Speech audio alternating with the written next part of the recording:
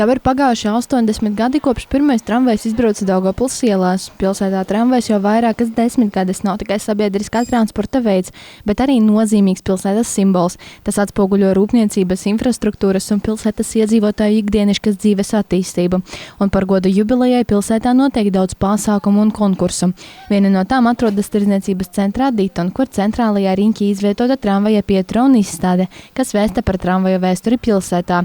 Un jau drīzumā jauns apskates objekts parādīsies Cietoksnī Inženieru arsenālā. Šobrīd īpašu uzmanību mēs veltam brīdim, kad mūsu pilsētā tika uzsākta tramvaju kustība.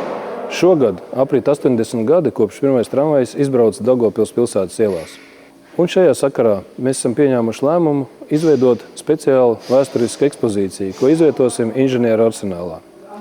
Tas dos iespēju mūsu pilsētas iedzīvotājiem un viesiem tuvāk iepazīties ar mūsu uzņēmumu, kā arī ar pilsētas vēsturi. Ekspozīcija būs pieejama sākot no 4. jūlija. Atmiņu saglabāšana par tramvaju kustības attīstību palīdz labāk izprast, kā mainījās pilsēta, kā attīstījās tās apkaimes un kā veidojās mūsdienīga pilsētas vide. Savukārt vēstures zināšanas dot iespēju iedzīvotājiem vairāk cienīt savu pilsētu un saglabāt tās kultūras mantojumu nākotnes paaudzēm.